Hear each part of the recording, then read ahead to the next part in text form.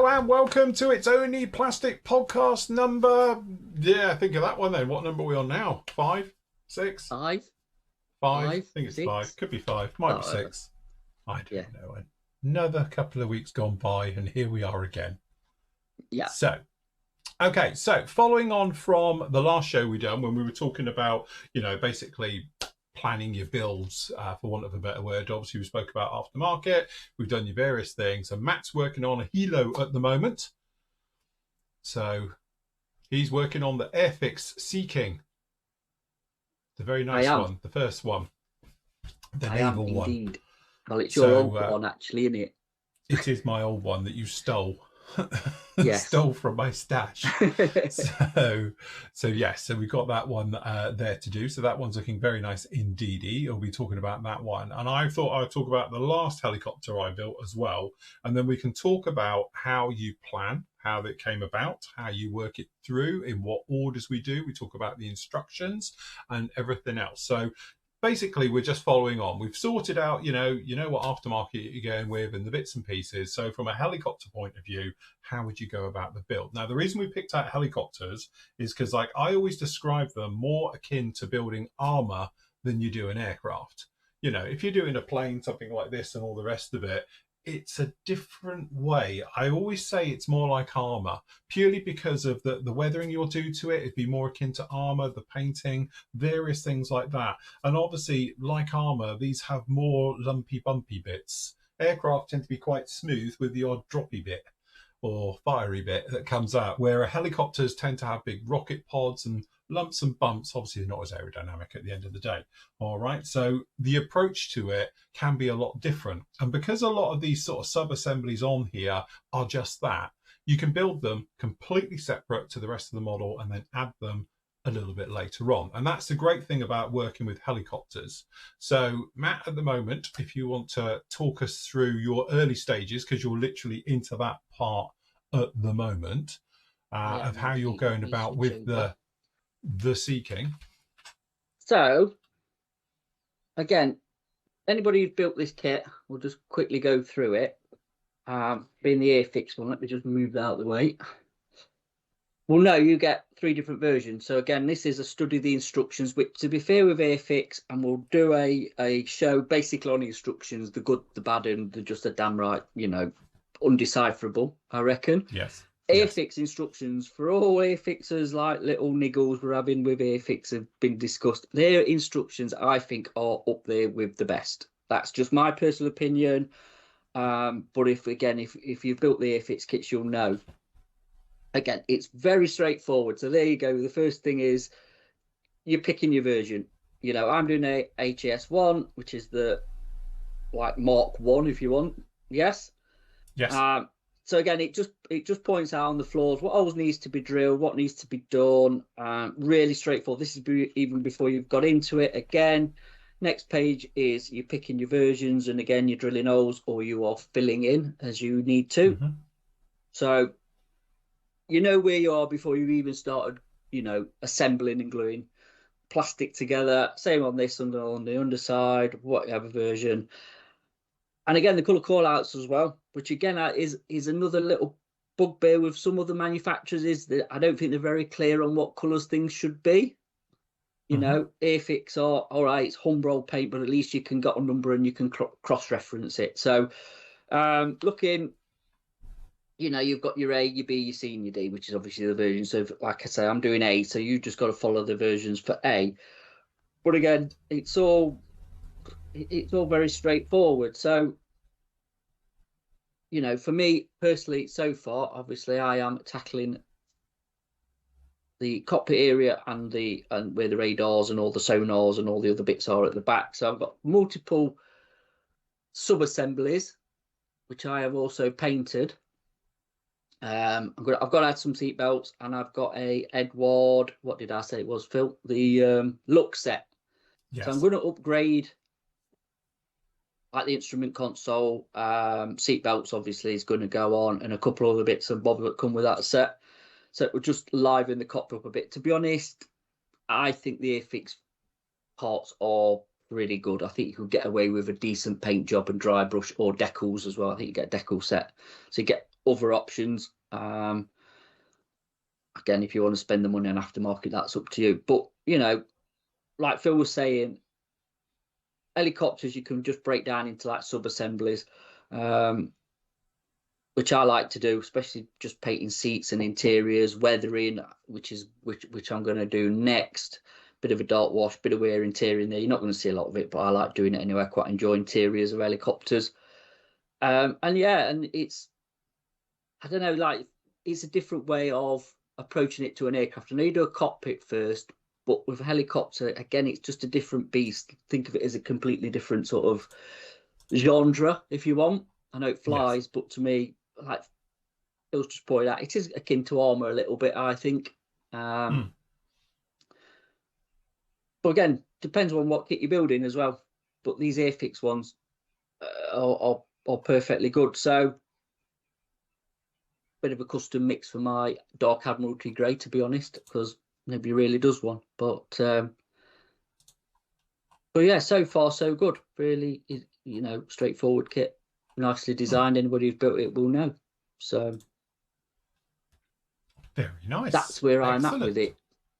Very good. Right. So when I'm looking at mine, and obviously we can have a flick through some of the stills that I took for the other one. Again, like Matt's obviously gone for the Lux set, I went for the Quinta set for my when we was working on the Apache.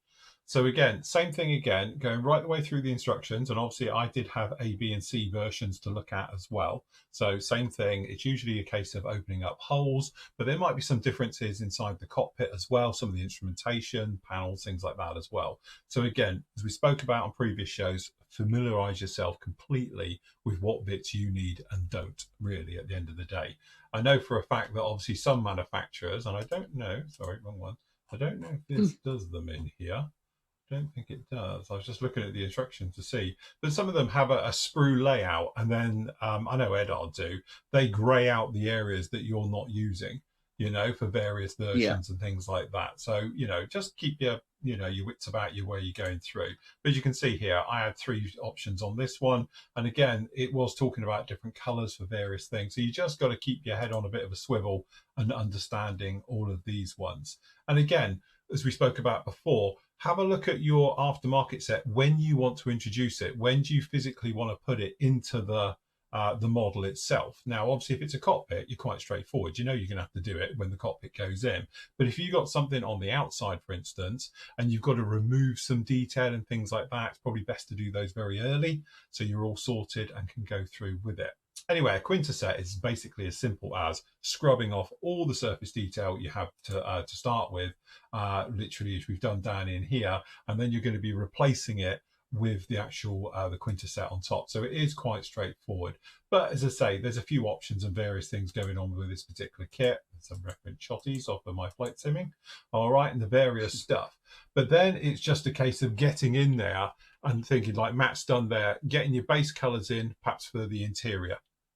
Obviously, being you're gonna have to button it up. Normally start with the interior. Matt obviously has got a big cabin in the back of his as well. He's going to have the side walls from the cockpit as well, or in the cabin area at the rear and the cockpit. They're all going to be the same. So like we said before, it's always a good idea to have a think about your painting, especially if you're airbrushing, get it all done in one. So get all the parts removed off that you're going to need and all the bits and pieces. Even if you write on them with a pencil or a Sharpie or whatever, what the part numbers are if you're not that familiar with the kit. But literally, so you've got all the bits you need are going to be that color for putting them together. So like Matt there, a lot of the internals, they're all going to be the same color because it literally is just a case of everything's in there, even though you've done it. But you might want to think, well, like Matt's done in there, and obviously me with the cockpit, you're somewhat going to build it all up as much as you can and paint them in sections again, so you're not just end up with glue marks showing everywhere. So just think about how you're doing it. Matt's is a good example there, because obviously he's got all his seats done and built separately. Then I take it you base coated them in one color. Yeah, but yeah, basically it was a black primer coat, and then to be honest with you, I kind of did the Zenithal technique with white over the top, and then I've done some really, really thin coats of a custom mix of grey Yeah. just over the top, and actually it's come out because it is grey anyway. It grey's one of them really good colours for the zenithal lighting. Yes. So Do you want to you just explain switch. that to people who don't understand what that is? Yeah, hold on, let me switch camera. So I should have really took a photo. I've got so carried away. Yeah. So zenithal light, right? Hold on, let me see. For a good example, all right. So this is not a bad example, to be honest. Can you see where it's black at the bottom? Mm-hmm. So basically, Yeah. you're keeping your shadows down the bottom and your highlight at the top. So it was all base coated in black. So whether you're using a black primer or just black XF1, doesn't really matter. And then I've took a white and gone over the top. So zenithal is like, say, 12 o'clock, midday, straight down on the top. And then that will highlight all the high spots, basically. So you've got like I mean, if you really want to do it, you can do a graduation of really dark to light. But again, for this, it's not really worth it. It's people use it a lot for figure painting, and I do as well, because it gives you your shadows and highlights on figures for clothes, for skin, and then you just use really thin glazes basically to brush paint when you're doing a figure. But what I've done is used the airbrush and just done, I mean, this was like not far off dirty thinners in the grey. Yeah. And really light coats, and just, cover it basically, spray it all, and then it's transparent. It's pretty much semi-transparent, and then you will see just a gradual build-up of colour. You've got to be a bit patient with it so you don't flood it, you don't get runs, because it is so thin. But again, because I use lacquer-based thinners, it dries that fast as well. So, you're not waiting around for hours and hours to do it. But again, you just need that little bit of time for it to flash off. But as you can see, sort of the top here is still showing light. There's light. And then you can see the dark parts. And it just works with grey. Grey tones are brilliant for it, because obviously using black and white anyway, which make grey. So you're in the colour theory of that, if you want. I suppose another good example would be sort of this box here as well. Look, you can see the dark to light. Yeah. And it just works. It just works for sort of this colour interior. And it just saves a lot of paint. It gives it a bit of modulation as well, and a bit of life, rather than it being monotone, just a straight grey colour.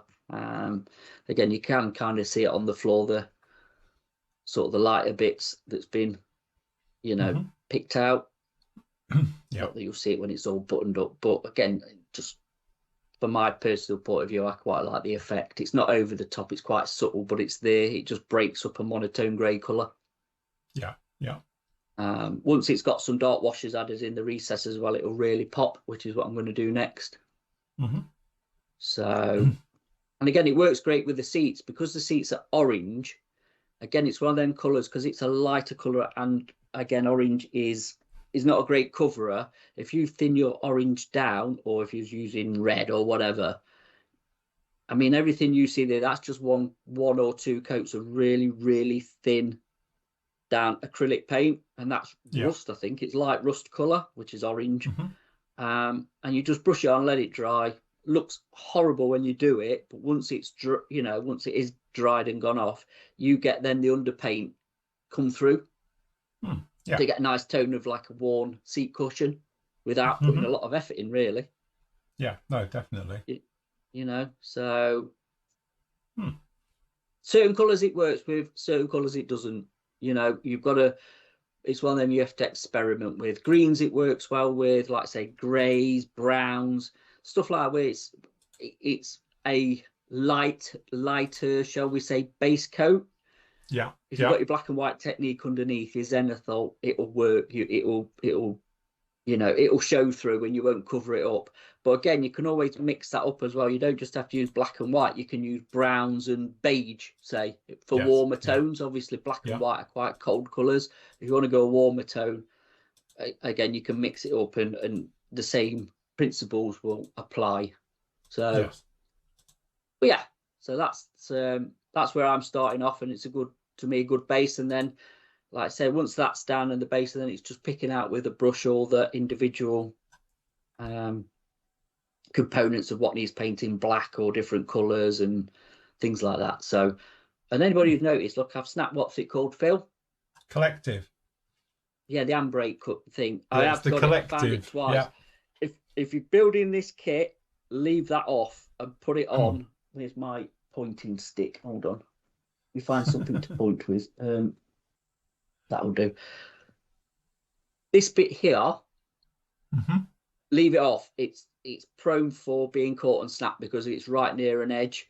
So if you can, I'd do it separate. Put it in when you put the seats in and button it up, and then you've got no chance of it just pinging off and going into oblivion and you losing it. I don't know what you see when it's buttoned up, but like I say, I have got it. Thankfully, I haven't lost it, so I can just super glue it back on when I'm ready.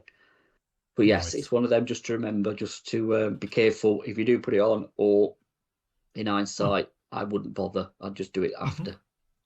So Yeah. Yeah, yeah. definitely. Cool. Okay, so from my point of view, it's slightly different because it's always good to have different ways of doing it. Once I've basically got it all built up, as you can see, I've got all the subsections down in here, and all of this needs to go black because the inside of an Apache is very straightforward, or a Guardian, I should say. You can just literally blow it all in black. And again, slightly different techniques to this one. I don't like using XF1 black. I never have. I never really use black or white. I like to use versions of. So one of my favorites, to be honest, is Tamiya's XF85 rubber black because it's not quite as strong and is in your face. So, you know, like in nature, they always say there's no such thing as black and white. It's always shades of. So that's what I sort of go with. So again, straightforward putting it down. And then I'm going over it now with dry brushing. This is literally just dry brushing with a metallic. So again, instead of using the Zenithal effect, I'm cheating and using a metallizer, in theory, to give me reflections which make it look like it's obviously lighter and darker at the bottom. So you can see it down in here. I've just gone literally dry brushing over this, but by its nature, it's always going to be higher where obviously the light is catching it. So again, instead of almost faking it to give you that effect, this one actually gives you it, which is great as long as the light can get to it. If the light can't get to it, then you won't work. So this wouldn't work in a particularly a dark cockpit or something else like that, because basically you need the light to reflect it, otherwise it's not going to work. So if you're thinking about doing it inside armor where there's no windows inside and stuff like that, you'll get a bit of the effect, but you're not going to get as much as you would. But with helicopters, because they're nice and glassy and there's got plenty of clear parts, it should work all the way through. Then it's a case of putting in all the instrument panels. All right, so this is a Quinta one. So think of it like decals, 3D decals, right the way through. If you haven't used them before, they're expensive, but I think they're worth it really, really well. I always fix mine down with a little bit of PVA glue as well, just to make sure they don't come off. All right, but once they're in, they give you that three-dimensional look. But you might notice they're still a little bit flat and two-dimensional. There's not a lot going on here, even when it's together. Although it looks the part. The black, yeah, it's okay. It's had like a light dry brush. You can see the edges on it and things like that. But, you know, again, it's nothing spectacular because it needs a bit of depth to the actual weathering onto it. So what I use is like the dust wash or the light wash, because obviously we're in a dusty environment. We're trying to show that off. So consequently, it just gets a dust wash right the way, all the way over it, you know, literally. And this is the basis pretty much of doing any type of, I think, armor or anything else like that. Think of the environment that it's in, and obviously we're trying to recreate everything that happens from that. So the dust wash, as you can see, is just slapped all over it quite merrily and then left in to dry totally. So once it's in there, and you can see it's completely over the top, it's too much. So what we need to do is knock it back a bit. So be in the wash, literally a damp brush, and then we just dry brush the entire thing. And you can see the sort of edges now coming to life and giving you all that type of effect. So we've still got plenty of dirt and grime going down on in here, but we've also got it in the areas we want it laying flat and doing it. Think of it a little bit like oils. If you're doing it also with oils, it'd work roughly the same way. All right, but because it's technically clay-based stuff, it works well because it gives you that type of effect with it. So, you know, I'm going right the way into it. And I've got a picture of the cockpit a little bit further on. You might be able to see it a little bit more done down in here. There we go. So once it's down in there now, it's got that type of look to it right the way through. I'm trying to recreate this in a slightly different environment to Matt's. So I'm thinking this is obviously in Afghanistan, Middle East type thing. So obviously very, very dusty and sort of, you know, it's going to build up in the areas you'd expect it to be. And that was my sort of process for the weathering right the way through on this. But again, because the cockpit is all black, it's a quite straightforward paint job. Everything's just black. And what you're trying to do then is just give it some life to technically a monochrome color. Black's very, very difficult to weather because of what it is. It's like trying to weather white. It is what it is. So again, by giving it various, washes and things like this and dry brushing over it, hopefully you can make it all pop. Other areas as well, like this one, obviously with all the transmission, going up to the actual mast and things like that, then obviously it's all in black. This is literally just dry brush to give you the effect of, because again, I'm one of these modelers who looks at it slightly different probably to a lot of people. If you don't see it, I'm not going to do it. So, like you got the thing I always joke about, rudder pedals. Can't see rudder pedals, so I don't do them. Actually, people, I did do it in this particular instance. But again, down in here, I'm not going to go overboard with all the stuff down in here, even though it's got it, because by the time this top plate goes on, you've just got a little circle at the top that you might just see a little bit of something around this area, but nothing more. So again, thinking about it from a build point of view of, what's going to be seen, where you're going to spend your time and stuff like that. Matt's one, because I take it you're going to have the side door open and obviously all the glass at the front, you can see a lot of detail down inside of it. So if you were doing armor, it's the same thing. If you've got an APC with the back open, you can spend all that time painting and detailing up the inside because you're physically going to see it. But again, if you're doing something where it's all closed up, it's not a lot of point doing it. But you might be a modeler who enjoys doing all of that and still closes it up. Your model, you build it your way at the end of the day, isn't it? So yeah, absolutely. I tend to look at a helicopter, especially sort of this helicopter, as a soft skin vehicle, like a truck. Yeah.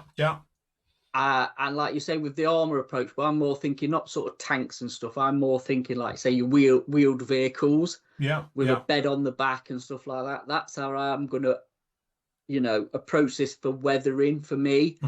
It's going to get scuffs. It's going to get dirt in there with people coming in and out, and they're going to get wear and tear. So that's the way I'm going to look at it when I'm weathering this. Is like I said, like I would if I was doing a vehicle or something. So that's why I'm saying helicopters are a little bit different to aircraft. Say your Bronco, for instance, the pilot and the navigator is just going to get in and out. All right, you're going to have crew climbing over it and stuff and doing servicing and that. But again, with a helicopter, because it is like you said, a van, isn't it, really? Yeah. You can get a lot of movement inside, which then is scuffs and wear and tear and dirt and all the other bits. So you can weather it a little bit different because there's going to be more movement inside rather than just somebody just getting in, sitting down and getting out again at the other end. It's a different sort of way. And obviously you've got the seats here, but you can walk through to the back as well from the and vice versa to the front. So that's the way I'm looking at. And again, reference pictures, just Google how there's that many pictures of Sea Kings out there with that you can pick up some, and books as well. There's some really good books out there. So again, pick up some reference, see how they do, see where they do get scuffs and wear and tear, and just get to town. Again, I've got back into dry brushing, like Phil's just said with his dry brushing, because he's got a lot of raised detail on the sonar bits and stuff. Again, you don't get that in the set I've got for upgrading it. It's only for the instrument panel. So to be fair, Fix has done such a good job anyway. A nice dry brush and just a bit of a touch up with paint brushing, a steady hand, and you can get a really nice effect. So he's pick your battles in it with them. Yeah, absolutely. Like I say, none of this is probably going to be seen, even if I've got the door open. A lot of that is not going to be seen, but it's there, and I've quite enjoyed doing it. Again, it's the enjoyment of doing the hobby, isn't it, for me? And again, I'll take some photos before it's all buttoned up. I'll get some decent photos of it. So yeah. Very nice. Okay, so just on with this one. All right. So again, the engines, classic example. I've already built the engines and it's made up of many parts and all the rest of it. But again, my references show most of it's one color. I can pick out separate colors for the various bits. So we're just down to this area right the way through. All right. So it's just a case of, right, that's it. I'm happy with this. It's pretty much all together. I can then hand paint different colors as I need it. I can get a base color on all of this, then I can go around and obviously then get the other colors in and all the rest of it. But again, we don't want to put this part in yet because it's going to be completely different color to the engine. This is going to be that sort of interior yellow color and things like that. So again, we're somewhat keeping it separate because we can't build it until it's all together. So it is a case of, right, let's pre-do the insides. So obviously this is the fuselage halves. Now we've got the halves together and all the rest of it.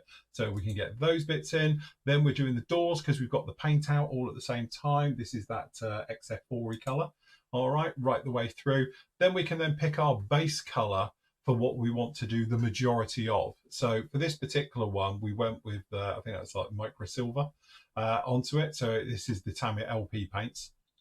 Again, I'm not looking for a metal finish, so I'm not looking at metallizers. This is more sort of going to be your sort of aluminiums and all the sort of, you know, stainless steel and titanium colors. So that's what we're doing. So straight off to it, it basically is going to get a coat to do pretty much all the work. I'm not worried about the back end because they're going to be a different color. So really we're just sort of doing the front end for the moment and all the rest of it.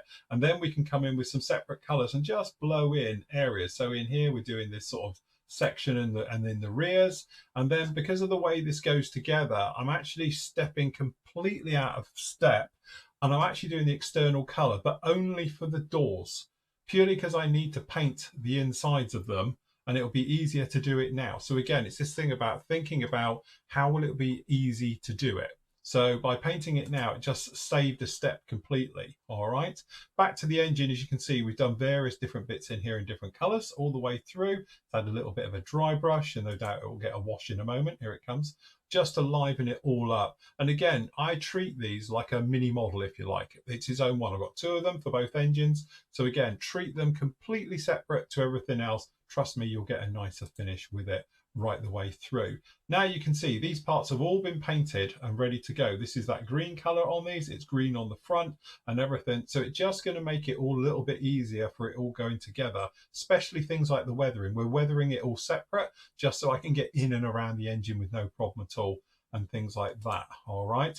Then obviously down in here, again, all separate, but we are sort of making our way through the build all in one turn. Then we're coming in with a little bit of dry brushing and some work, and that way we can pop it all together. And again, now this is together and we get the outer cover on. This engine is technically all painted and ready to go, but we need to get it on because I need to guarantee that these are nice joins, especially this one around here leading from the main shaft from the engine to the actual gearbox, to make sure we don't have a problem where we're going to need filler. So again, it's one of these things, we're completely out of step. These are all painted, but my idea is when we button this up and seal this one all up, when we go through the proper painting stage, I don't actually have to paint this area. It's going to get overspray on it, but I'm not worried about it. But again, this is one of those ones where I'm just trying to think ahead of the build, so to make life easier. So I'm thinking, well, look, the engines are so complex and everything on there. I don't want to have to deal with it on the model, you know. So if I can do it now and then put it on there and it's all done and dusted, I haven't got to worry about it now to the end of the build. Yeah, I know some modelers might put it on afterwards. And again, that's personal choice on which way you can do it. For me, it's just easier to do it this way. But I know a lot of people might think I would actually put that entire engine, the sail and all the rest of it on afterwards. But my point is you've got to get a nice even area around with the yellows and stuff. So it just made sense. If I put it in there and then you can paint all the way around it, it should all come together. Again, the drawback to that is if you get overspray into the engine, all that engine work you've done goes out the window. So again, you will see further down this one that I go through and we mask it off completely on the inside, get paper towel in there, everything to protect it. But generally when you're painting it, because we pre-painted the outside of the engine, I'm never going to paint the engine.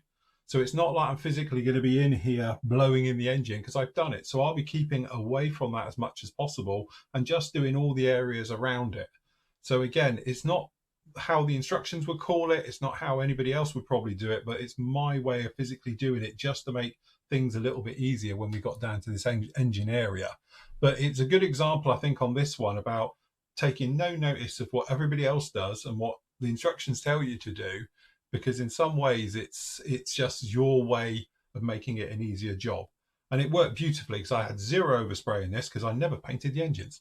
So, you know, it worked out very, very well indeed. Again, I think that's with helicopters is a little bit of forward planning, isn't it? I'm not saying Yes. you don't do that with aircraft as such. But I think again, if you build sort of soft skin trucks and things like that, again, the instructions are there um, as a guide. But I think you have Yeah. to think a little bit outside the box of actually how you're going to paint it. Basically, it comes Yes. down to painting it, doesn't it? And you, Yeah. like we were just saying at the beginning of the show, the sub assemblies, and how you're going to deal with them, because there's a lot more on helicopters and lorries and things like that than there is on aircraft. I mean, if you Yes. put Yeah. your aircraft together, you've kind of got a cockpit where you can put your clear parts on and mask that up, and that's done. You've got wheel Hmm. wells, which Yeah. normally you can put some white tack in, or Yeah. even Bit put of the foam or something. bay doors on if they're not a bad fit, and Yeah. just Yeah. tack Yeah. them in Yeah. place where you're painted. And if you're doing sort of a jet, I suppose you've got the engines on that. Hmm. Props Yeah. are different because you can leave the props off. They're a separate entity altogether. They're not even in the equation of pay. Where helicopters, like I said, there's a lot of dangly bits, a lot of sticky out bits, a lot of sponsons normally, and Hmm. Yeah. um, bits that's going to get in the way, isn't there? Basically. And Yeah. also, I think Definitely. as well, why you've been doing that, it just come to me with more so, and this is the design of the kit, is seam lines on a helicopter are a different beast to deal with than on an aircraft completely, Yes. because a lot of the time, especially on yours rather than mine, Yeah. you've got a lot of raised detail. We So do. again, if you Yes. get rid of that, you've got to replace it. Yeah. Aircraft mainly are recessed, shall we say, Yeah. unless you build an older kit with raised. But again, Hmm. with a helicopter, like I say, there's a lot more raised rivets. There's a lot more stuff going on the exterior, isn't there, than a Yes. Yeah. conventional aircraft. And What's again, the you want one to thing be that's nice though, just to well. interrupt you 1 second, one thing you always No, have to no. think about is on helicopters, classic example, and this is a beautiful example of it. All right. On the screen now, you can see this is a nightmare scene, to be honest with you, this one here, Mm, but it's also almost a door. So what happens is you've got one seam coming down through the middle here, but unfortunately on the real thing, let me just check it on here, it's actually a little bit of a step. There's actually a hinge in this bottom area here as it comes up and goes through. This is actually a door. So what I yeah. ended up doing on here, as you can see, is that we don't, it's hiding in plain sight. This is that seam line running down here, but also it is a door. So as you can see, we've got a door hinges over here, we've got hinges down at the bottom, got a big hinge here. This actually opens up, you can probably see it goes down to here, and then this folds back onto itself. So again, these are actual natural hinge joints. Helicopters tend to have these. Luckily for us, this one down in here that runs down the back is a separate piece that goes on the top. All right, but again, always think about if you can hide a seam line in plain sight.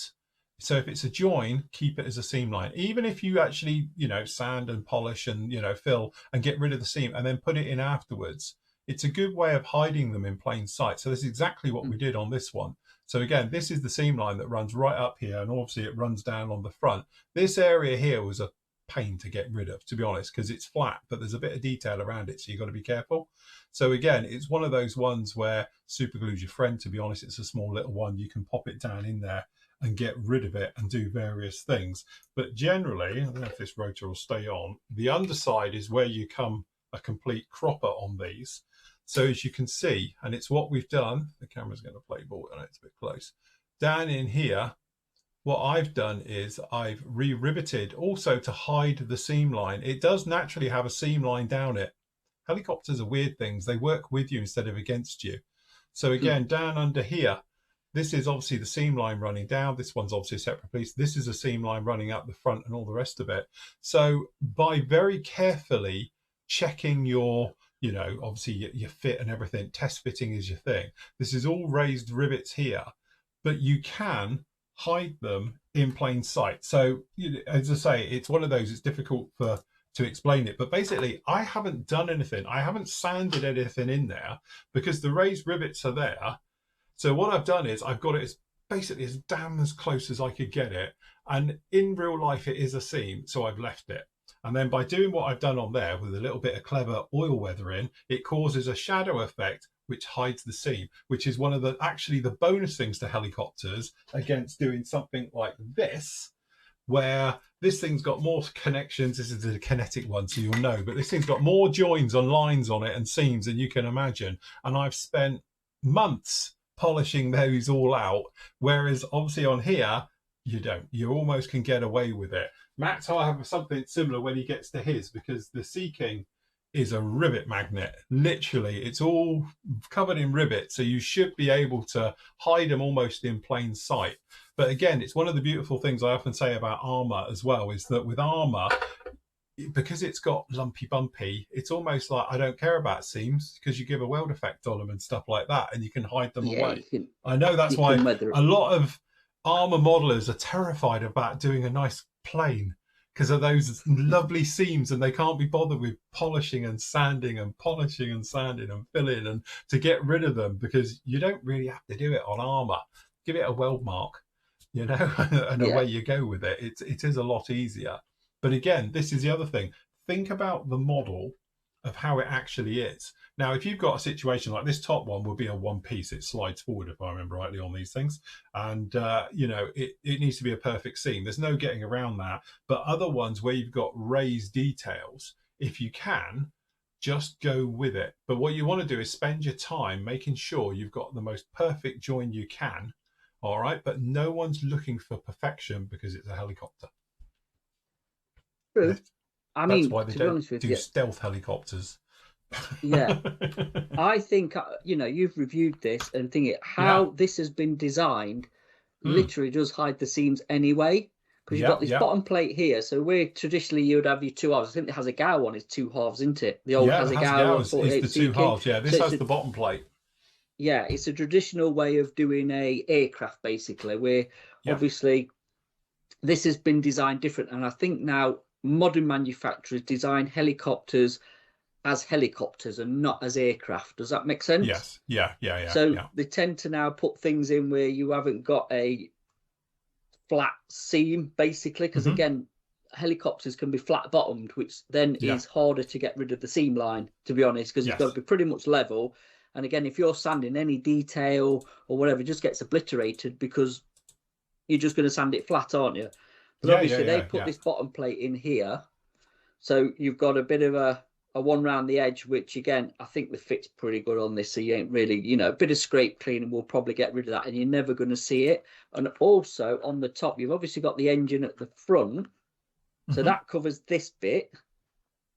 You know, I think you're going to have perhaps a little one right at the front, but also again down the spine, you've got the cover. They've got a nice cover, and the dome. So how it's been done again hides all that.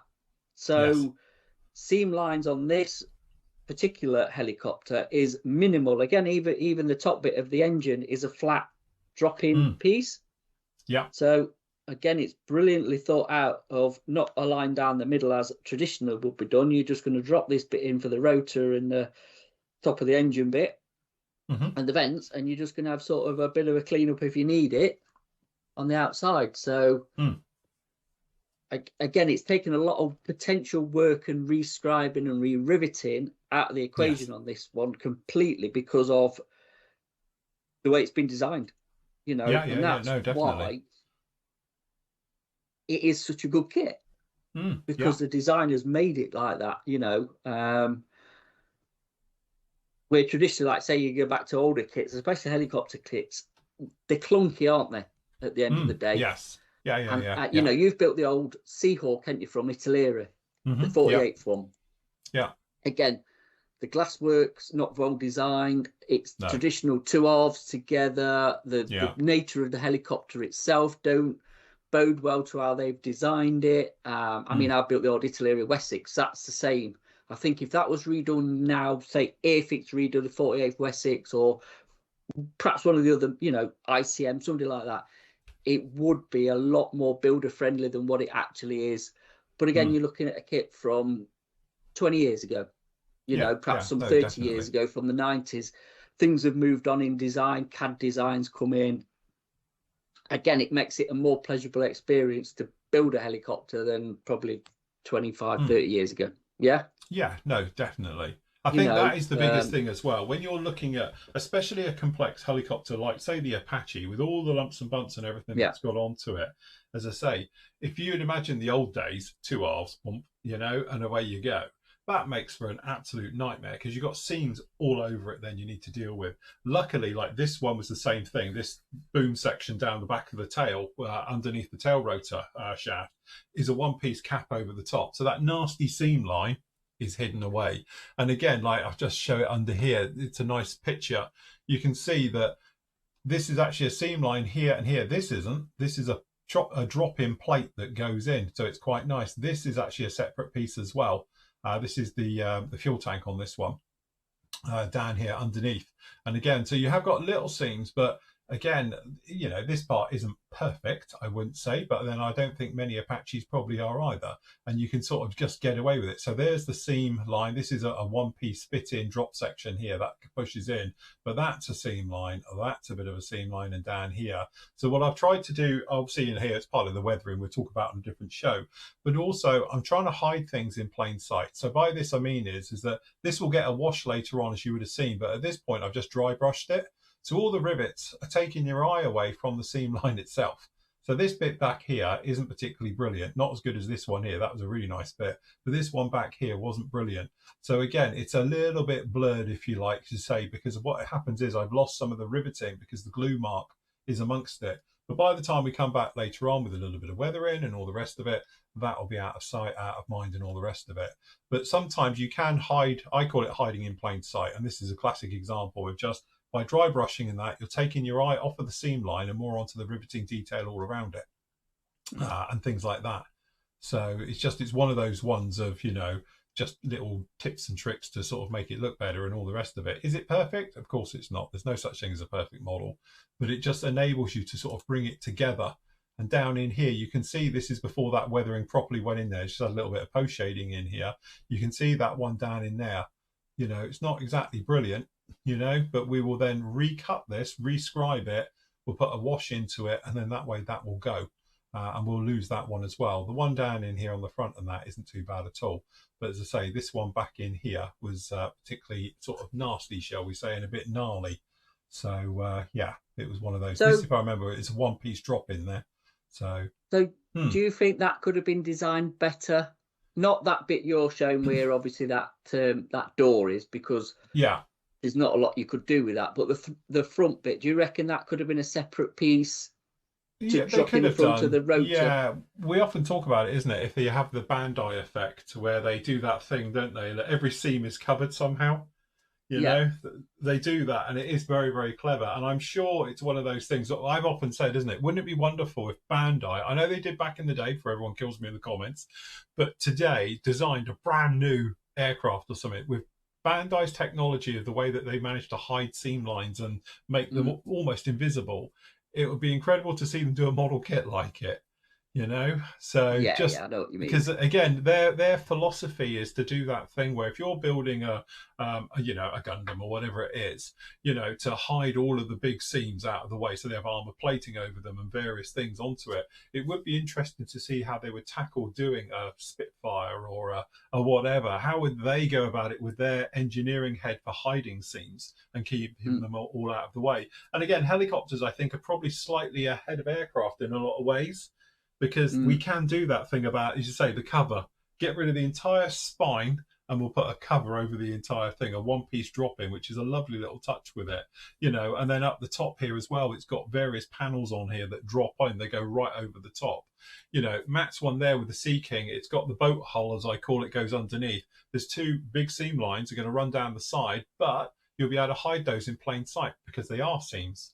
And you've got the riveting is going to butt up into it. You'll be able to hide those very, very nicely into it. So again, it's one of those ones where, the kit's working for you instead of against you. I think if you're, as you say, you go back and build the old, and I've got it somewhere in front of me, the old Sea King from Hasegawa, which is what, an 80s kit, 90s? That's a typical two halves together, very traditional in its construction. But you've got to take care of all of those seam lines and joins and all the rest of it. And of course it can be done, it's part of it. But again, modern kits now, take that hassle, shall we say, out of it a little bit. I know people Yes. say about, oh, cost of kits these days, but we have moved on a little bit, and thankfully so's the kits as well. So it saves you a lot of work and hassle. And if your modelling skills aren't brilliant, you don't have to deal with that. If you're not a fan of Yeah, sanding yeah. and filling, you can do these things because there's not a lot of sanding and filling on them. No, no. I So think I again, kudos to some of the design features and how they're breaking them down now is mm, is is is builder friendly, shall we say?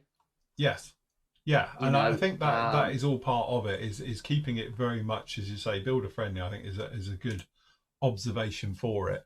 Because again, it's that thing about it takes the stress and the problems and also the time as well. You're not waiting for filler to dry and sand and come back each yeah, evening and making sure it's all fine, and that it makes for a more fluid build. You can just get on with the build. yeah. I'm just trying to think. I don't think there's any filler in that. Don't actually, I can't No, remember using. I might have done. It's been a while since I built this, a couple of years ago now, but I don't remember actually putting any filler in this. but So again, yeah, Meng's up there in it with one of them where again the design is a solid design. I mean, I've got the Tacken version of that, which is yeah, not far off the same kit. And no, they're actually, roughly the same thing. I Yeah, was actually thinking of digging that out because I did start it and then stopped it. And I don't know, mm, I couldn't get into it at the time. But again, I have got it, and I've got the other Quinter set, I think, for that, if I remember. So you've got obviously yeah, the Meng yeah, yeah. version, I've and got the I've got Meg the and you've Tacken got the one, and we were Tacken. going to Yeah, do a a side to be by fair, side, wasn't it? I don't think there's a lot in them, is there? Let's be honest. I think they're No, pretty very no, they're similar pretty. kits Yeah, yeah, yeah, because of what happened, basically, didn't they? Let's be honest. yes, From back then, I tell you something that I do think we need to touch on. You've got your build together. You don't we seem like I think painting, and again, helicopters to me, depending on what the helicopter is. I mean, yours is pretty much a one color helicopter, but if you go yeah, back yeah, to your big Seahawk or some of the more multicolored either helicopters or ones with a lot of decals on, bright decals. yes, Yeah. Because this is where you need to think about your forward planning, because obviously you've got to mask if you've got, paint to put down and it's different colors. I'll use the Sea King, not the one I'm doing, because mine's just going to be the blue gray color. But obviously the other versions in here are quite bright colored. So there you go. yes. There's a really good example. And then if I just put my instructions back on, Mm-hmm. so Yeah, we've got the orange gray with the stripes on that yeah, version. We've got the red and grey with this version. So again, this is where you really need to do forward planning on what you can put on and what you can leave off because of masking, basically, and decaling as well. yes, Because you don't want to put a part on and then you've got a decal behind it, or a decal's going through it, or one of them. So this is where you really do need to read your instructions and go through yeah, a thorough sort of look at the kit and how you're going to deal with it when it gets to this stage, or before this stage, really. yes, 100%. Of what you can leave off, what's a good fit, what you can put on after, paint separate. And that's why I'm saying really pretty modular. Do you know what I mean? You're not going to put the rotors on, you're not going to put tail rotors on, because they're just going to get in the way. Again, if Yeah, there's any aerials sticking out, or lumps and bumps, as I call them, can they be put on after? Is there any texture that you've got to either, instead of trying to put a decal on, it's easier to paint it and mask it? yeah, Because yeah, you do find that with, I think a Wessex is the one where it's got the boarding, where you climb in. They've got yeah, sort of yeah, that black yeah. bit on them.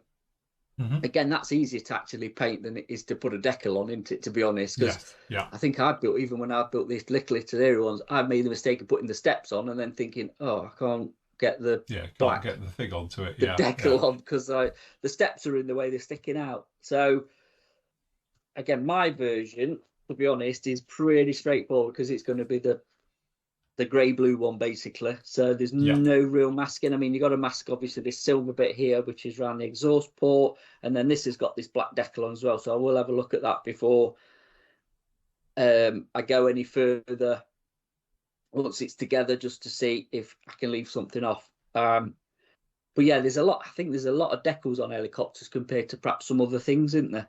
yeah, yeah. Definitely. Yeah. And where they go and where the And placement you've got some is big as well. decals on there as well. And the big, yeah, that's it. The Yeah, bright decals, the big decals, and I think that's apart from probably the attack helicopters, most helicopters are quite like that, aren't they? To be Yeah, honest, yeah, yeah, yeah. you know, which I like helicopters in that sense, sort of the utility helicopters, shall we say, because they've got a bit of colour, they've got a bit of something about them. They're not just a monotone Yes. grey, green, whatever. You know, they're broken up, so they look nice on the shelf, basically, don't they? Yeah, again, and you know, classic with this one here, it's a real head scratcher to think, okay, so obviously this is a red tail. Yep. The decals are only the red, the white you paint on. So if I remember rightly, so again, it was like, how far do you paint the white? Because you've got this awful split line down in here. And it wasn't easy to, there we go, that's the one. It wasn't easy to do this. And what I ended up doing with this, actually, you might notice that little line there. That's where I got it wrong. I physically got it wrong and had to bring it a little bit further down and around and all the rest of it. So the black line is actually pen. I actually used Posca pen for that and went down with that one to put that in because I couldn't get it to line up right. And this was a lot of back and forth between grey, and then I touched in a little bit of grey on this one, and then obviously a little bit of with the white and all the rest of it to get that to line up and go right, because it was an absolute nightmare. Again, though, you know, that's down to Kitty Hawk. That's not you, though, is it? That's Kitty no, Hawk, as in their instructions are that bad. Let's be honest; they are yeah, probably they're one pretty of the worst wonderful. instructions. I think Yeah, if Airfix had tackled that, shall we say, yeah, or one of the more premium yes, companies. Manufacturers, you wouldn't have had that issue. You know, No, that would have been more straightforward and more obvious of where you're supposed to, what you're supposed to do, and where you're supposed to do it. I think yeah, that's yeah. more down to like say the Kitty Hawk.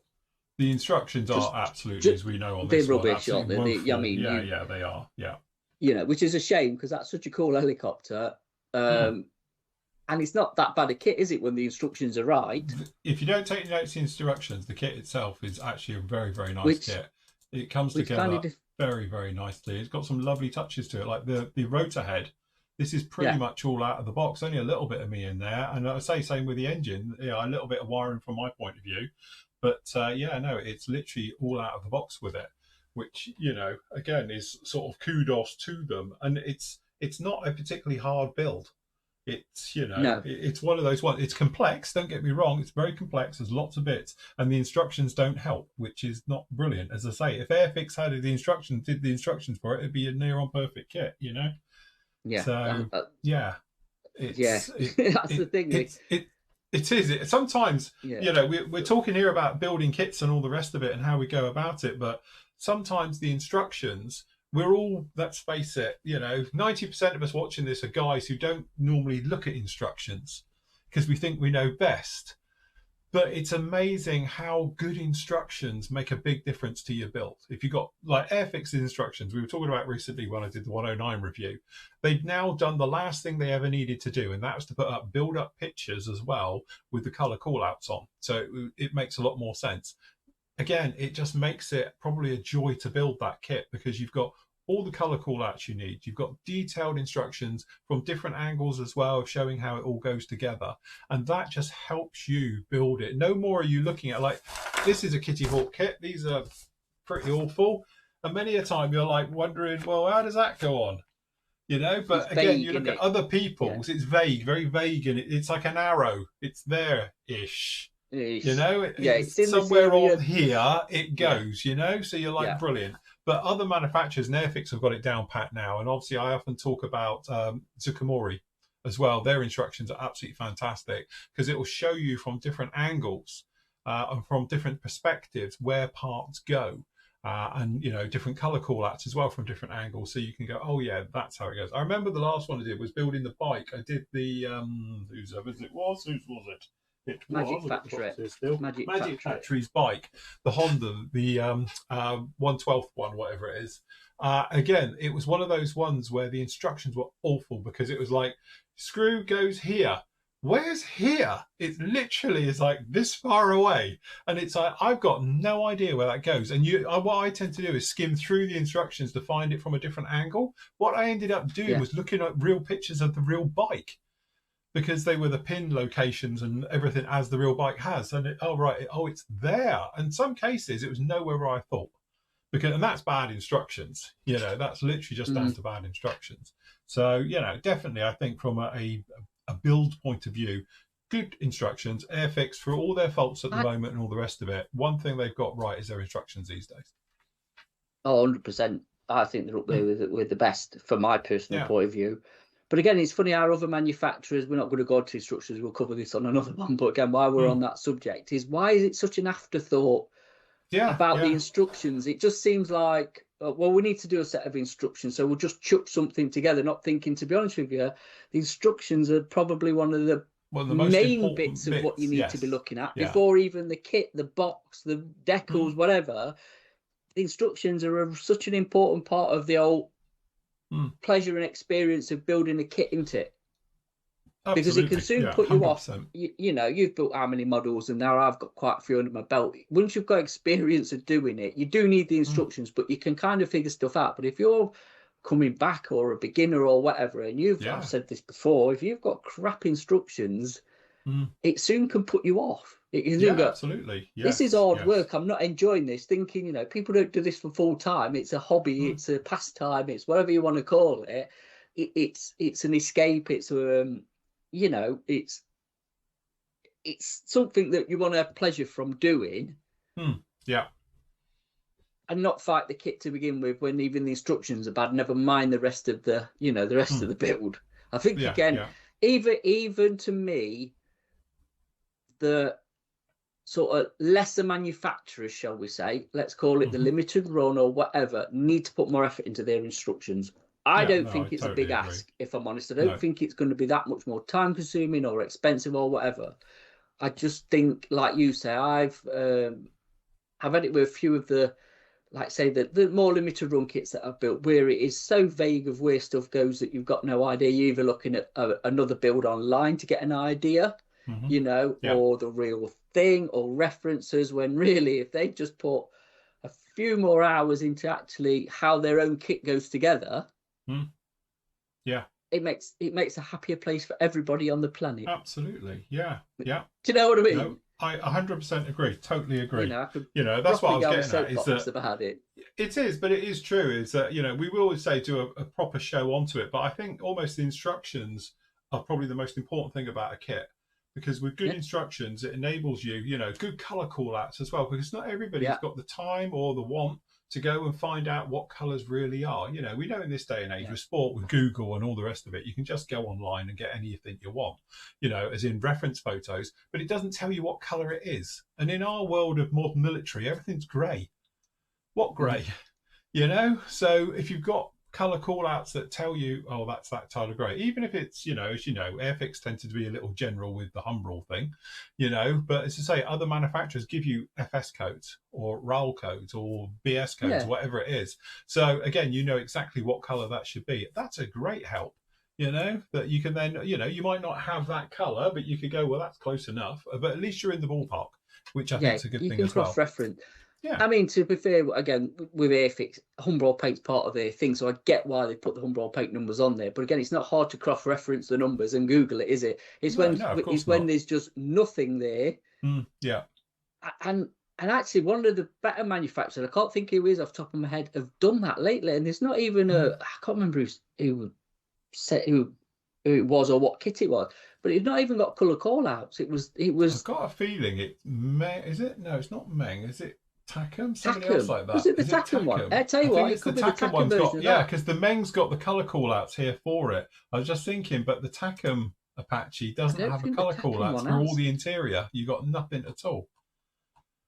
So but these ones you do get the colour call-outs in it. It's Takum don't do colour call-outs for internals. They do for the camo, but not for anything on the inside on some of their kits. I know the Apache doesn't have it, so you don't know what colours it is. But again, you'd think the interior colours are sometimes not as important as the exterior colours to know what they are. And again, if that's then you've got a few hours at the bench and you're then having to Google, look at references and find out what the colour is, when really it should be in front of you on this piece of paper. Yeah, or yeah, whatever it yeah, is, yeah. and That's going, all it. right, well, it, like say it's an FS number or whatever it is, or even if it's just another paint manufacturer, and you can go, Yeah, all right, I can have a quick look at what's the equivalent of one, what I've got in Vallejo or AK or yeah, whoever it is, yeah. Attacker, whatever. It saves so much time Yeah, rather no, than you then 100%. having to go off and doing your own research, which should have been done for you. You know, you No, might not have a 100%. massive interest in that subject you're Yeah, building. yeah, You know, you yeah. might just fancy, all right, I fancy building an Apache, say, you know what I mean? Hmm. But I'm not sort of no aficionado on one. No, no. You know, I don't know the ins and outs of the colours and everything. But then if you've got to go out like Googling and looking and finding out, Mm, then it takes away from your build time that you're stuck at heat, you know, at your mm. bench Yeah, when you could be productive. yeah, no, 100%. Totally agree. Yeah, there you go. Yes. Get your act together, companies. That's what we say. I think we should get a Anyway, petition together about instructions and just properly yes. sort them out, really, you know, and how important they actually are to your product that you're producing, and Yeah, not just an no, afterthought. But there you go. There you go. Anyway, where are I we on agree. helicopters? I forgot. Yes, there we go. Well, I think we'll leave it there for today. And then we'll carry this one, obviously, into the painting stage next, I think. You might have built that Painting. by then. I don't know. Perhaps we'll You'll be in the see. painting stage by then. I tell you what, it's good. To be fair, it's not. It's not a difficult build. It's a really pleasurable build. To be honest, it's quite nice to come and Mm, work on it. It's not a chore, which no, which bodes well for a good kit. When it's not a chore and you're yeah. happily getting through it, then Mm, you know it's going to get done. It's not yes. going to be a shelf queen. I think No, you know what I no, mean. no, no. So It'll be fine. Yeah. yes, Cool. Very there we good. go. Right. Well, we will leave it there. Don't forget, we'd love to hear your comments on it and feedback and all the rest of it. Please post up down below. And obviously, we do read every single one. And then obviously, it gives us ideas for future shows. So if you've got anything you want to know about, cover more in detail, things like that, then please write down below. And then obviously, we can scribble them down in our little book. And then at some point, we'll cover them over the following months, years, decades, centuries to come. When we're all 3D printing everything, it'll be fine. As long as we're still breathing. This is it. Yes, that's it. Very good. Yeah. Right, we'll really leave it right there. Thank you very much for joining us. We will see you all again very soon. Say goodbye, Matt. We're out of here. Bye. Goodbye.